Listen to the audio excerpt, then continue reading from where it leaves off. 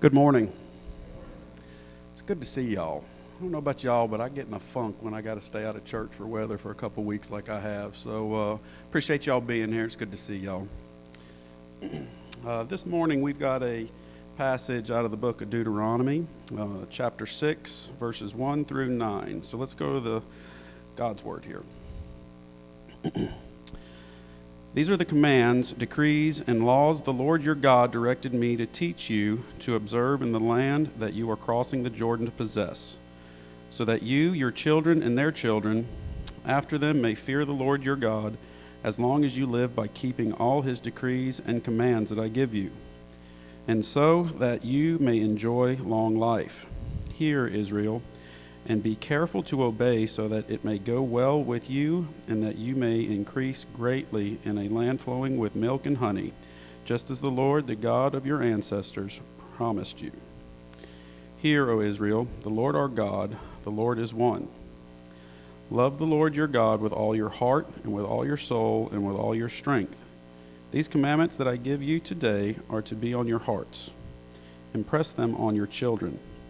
Talk about them when you sit at home and when you walk along the road, when you lie down and when you get up. Tie them as symbols on your hands and bind them on your foreheads. Write them on the door frames of your houses and on your gates. This is the word of the Lord for the people of God.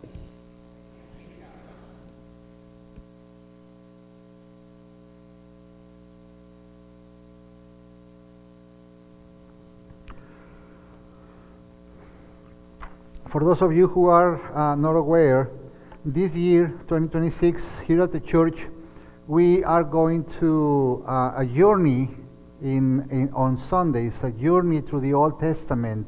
The Old Testament is known as the Tanakh, is also known as the Hebrew Bible. And we start the first Sunday from the book of Genesis, Exodus, Leviticus, Numbers, and now we are in the book of Deuteronomy. And every Sunday during 2026, we will be taking a little passage from a book in the order of the books in your Bible, so that we will review in a very general way the Word of God from the Old Testament. Part of the intention of this is to encourage you to read your Bible in a systematic way. Today there are many voices of people speaking and preaching and teaching, and that's great. And yet, when we don't read the Bible, it's hard for us to identify truth. Everything that we hear sounds great, sounds truth, sounds right. So the only way for us to discern spiritually what we are listening is when we go to the Scripture directly. And today we have different ways to read the Bible, not only a hard copy. There is a lot of apps on your phone, on your computer. So I encourage you to use one of them, and wherever you have some time, wherever you are, you can continue reading. So in the case of the Old Testament, every Sunday we are going through one book. Okay, so next Sunday, if today we are reading from the book of Deuteronomy, next Sunday is the book of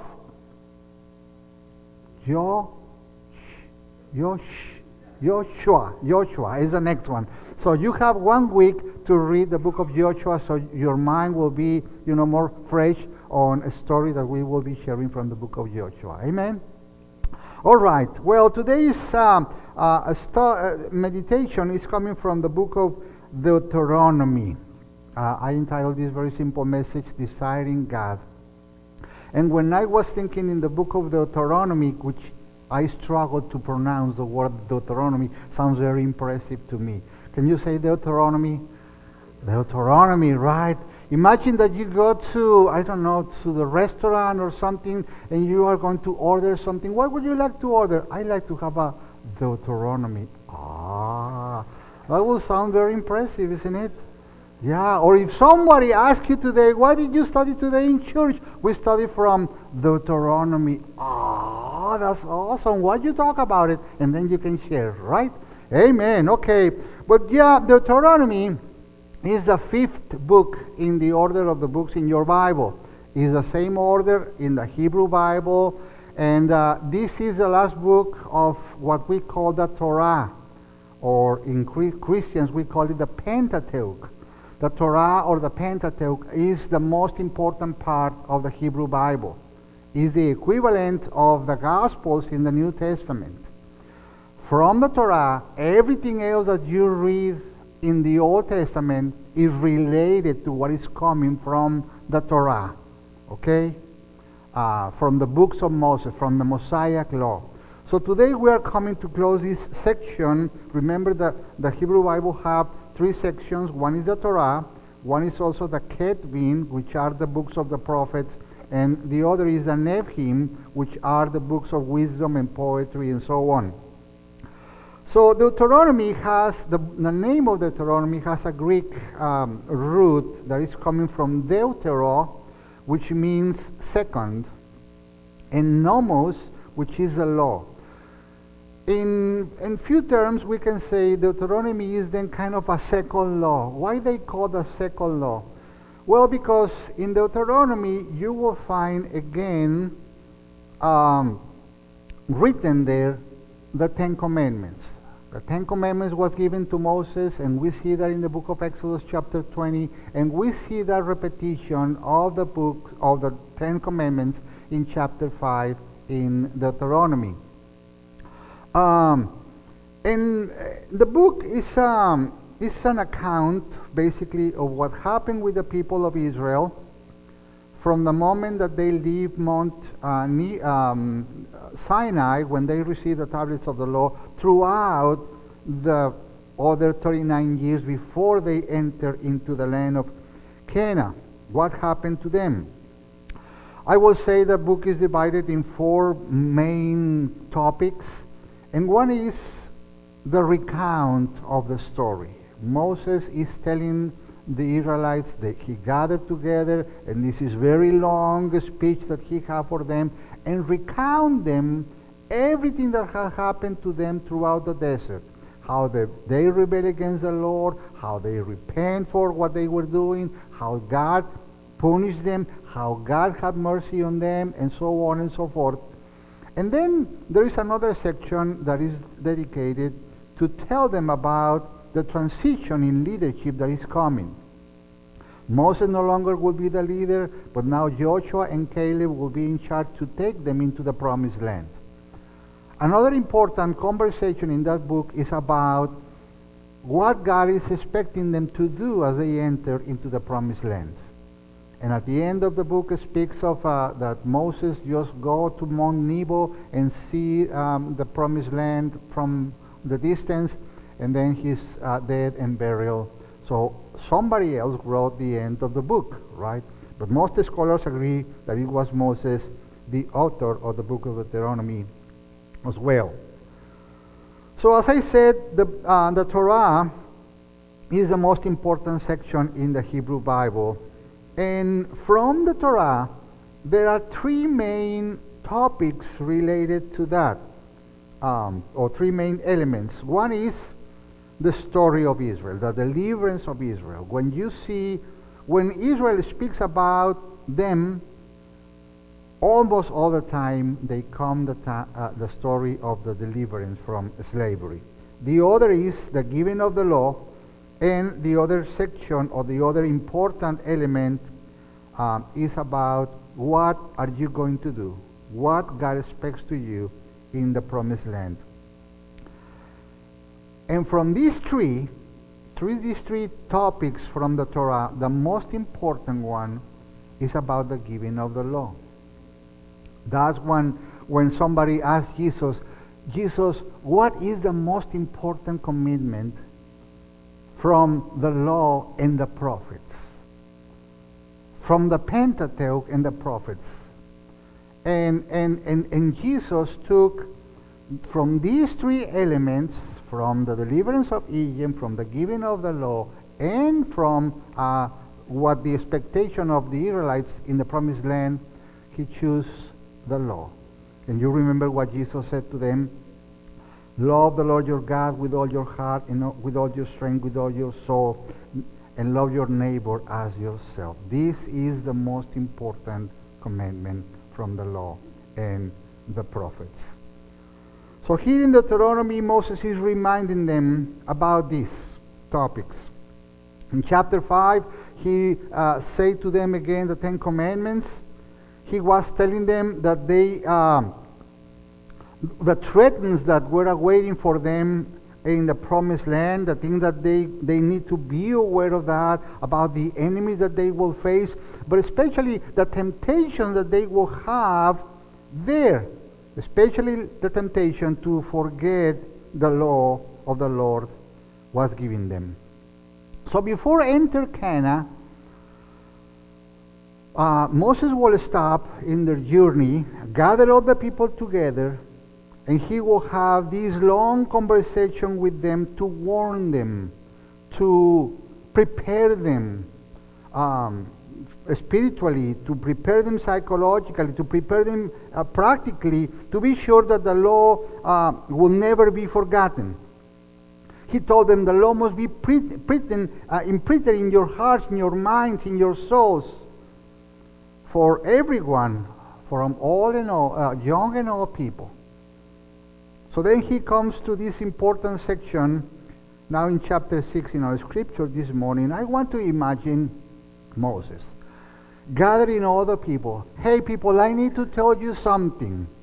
And I want to imagine all the people like, here we go again. We know what you are going to tell us, Moses. Yeah, we know the story. We know the same lecture. Every time that you want to talk to us, we know what you are going to tell us. And yet, here we go again.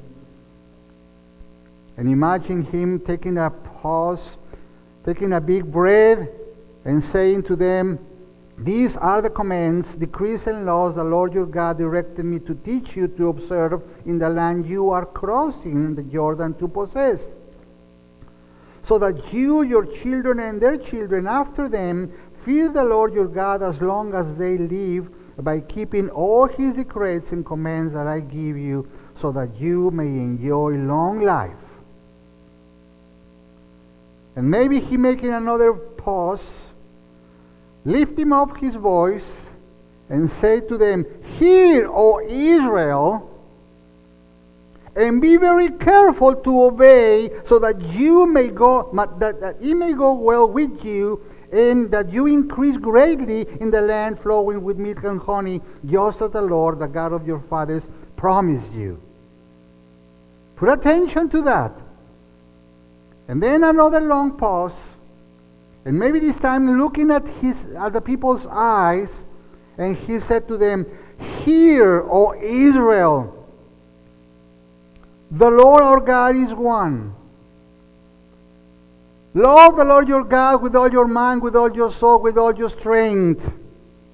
These commands I give you today are to be upon your hearts.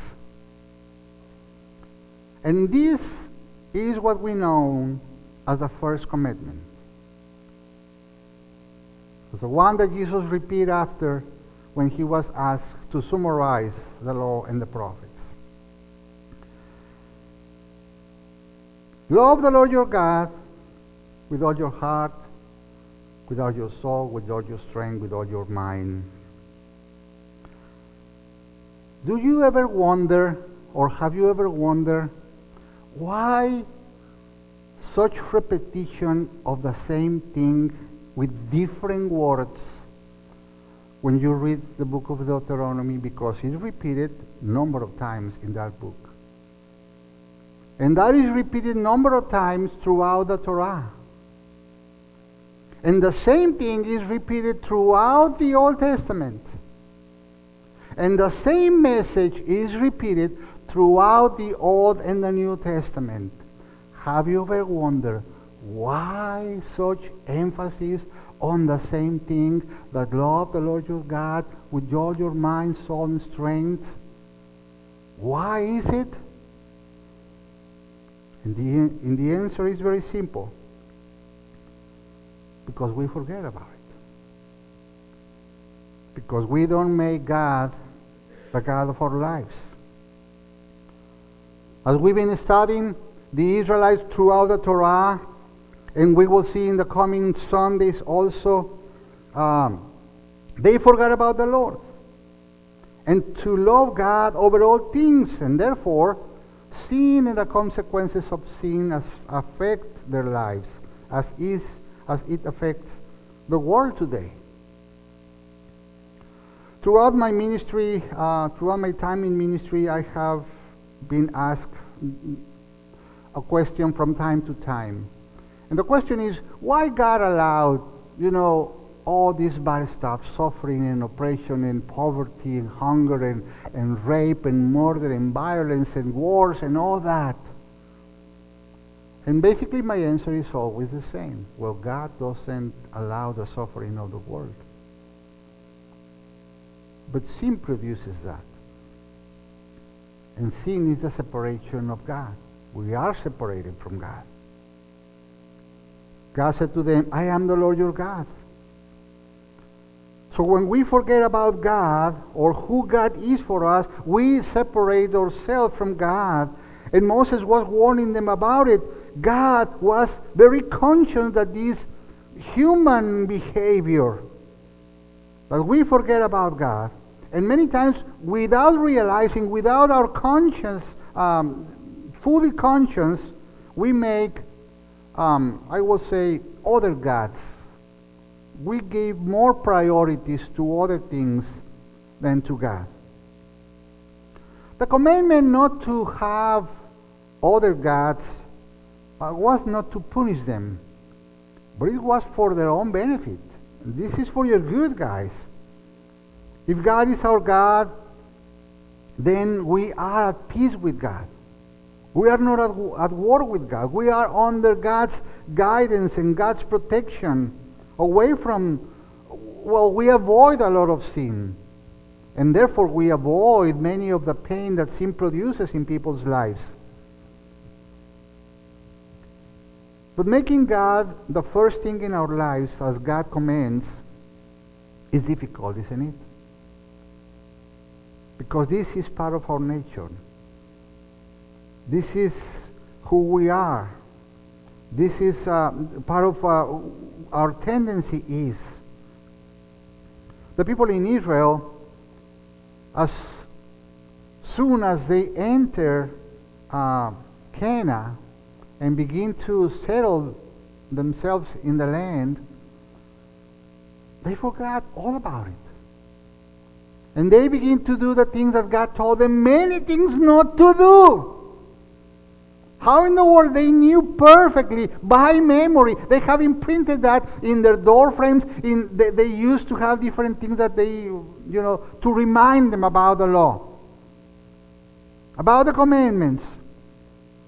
And they went into other gods and customs and moral behaviors that were in opposition of what the Lord told them not to do. Why this happened? Again, because the natural tendency to praise something or to desire something, to long for something, and most of the time that is not anything related to God. There was a man in the New Testament story that he came to Jesus and he says, I like to follow you, and I have kept all the commandments. And they had this conversation with God, with Jesus, and Jesus was kind of impressed. Wow, that's awesome. You fulfill all the commandments. That's great. Good for you. Yeah, absolutely. I mean, you clearly clarified to be one of my followers. Actually, you may become one of the disciples. So the guy was very excited, and Jesus said, well, just one thing is needed. Just go and sell all your possessions, give it to the poor, and then follow me. And you know the rest of the story, right? This guy couldn't do that. Why? Because he realized that whatever that was, whatever assets that was, they had more influence in his life than his honest desire to follow Jesus. And many times when we think in this story, it's easy for us to say, wow, what opportunity this guy missed, right? maybe the opportunity to become one of Jesus' disciples, and he missed it. He couldn't sell his possessions. And when we think about ourselves, what if I would be that guy? Will I leave everything I have, everything I possess, in order to follow Jesus? Well, maybe Jesus or God is not asking for such radical decision in order to put him in the first place. But what God was inviting the people of Israel is to have a balance in their lives, balance in their priorities, and to have the desire to desire God, to long for God, to consider God in other ways. Maybe, of course, we are not tempted today, as some people in the past, to create images and give them some, mystical power or something that they protect us. But what we do today is that we create gods in another forms of thoughts or emotions or feelings, sensations, and of course material stuff that take us from the true God, because those things exercise a powerful influence in our lives. And we can mention a lot of examples of those feelings and emotions and desires that we may have that is taking the first place in our lives. The Apostle Paul, in the letter to Philippians, he wrote something like this: "For as I often told you before, and now say it again, even with tears, that many live as enemies of the cross of Christ. Their destiny is destruction, their God is their stomach, and their glory is in their shame. Their mind is on earthly things." So the forms of appetites, people have appetites of many kinds, and this is a form of God. Today we've been sharing in another occasion about what social media is doing in many people, in millions of people's lives. The appetites for success, the appetites for recognition, the appetites for control, the appetites for influence, ambitions, careers, jobs, projects, working all the time, sports, and of course all these platforms of social media, they take the mind of people away from God. People lost balance in life, and in the pursuit of all these self-ambitions, they lose sight of God and what God represents in their lives. God is not the God of their lives, but their own ambitions rules in people's lives. There are even some people who spend time and effort and money to feel accepted by others, and that's what is first in my life. This is what I'm making all this effort and doing all that sacrifice, because I want to be like everybody else. And that occupies their mind. And other people also trying to do that kind of thing, creating, building an image, because they want to keep prestige or power or control. So their lives drive around all these things to be the center of everything, to get recognition or popularity. And we know that all that takes people away from God. So God, through the law, was giving a way to them to desire God. He was not trying to say, do not pursue goodness in your life. Actually, that was one of the purpose of God leading the people into the promised land, the land of honey and milk, for you to be prosperous, right? To enjoy life, to enjoy all the richness of the land. Yeah, that's great. But keep focus, keep balance in your priorities. I want to finish with an example that I've been giving you in another occasion because always helped me. And I hope that this helped you too in your spiritual life. When we think about this first commitment, imagine that your life is a circle. And within this circle are all the things that are important to you, all the priorities that you have, everything that runs your life is inside this circle. And throughout your life, there are some things that you say, all these things are part of my life, but now I believe that this is no longer part of my life, and you put it outside of that circle. But there are some things outside that you say, now this is also part of my life, and you bring it in and become part of what you're doing on that time. When God is inviting us, love the Lord your God with all your heart, with all your mind, with all your soul, it's because within this circle there are many things, and some of them are so powerful, so important, so big, that are taking the center in that circle and occupy our mind, our effort, our skills, our talents on trying to build something or to make it that thing stronger. It can be whatever. But when God said, love the Lord your God with all your heart, with all your mind, with all your soul, with all your strength, is because God wants to be the center of your life. God wants to be the center of that circle. But there are some things within that circle that I said are so strong that you need to love that with all your heart, with all your strength, with all your mind, trying to pull those things away from the center and bring Jesus Christ into the center of your lives. Amen. And that is the hard part. That is very difficult.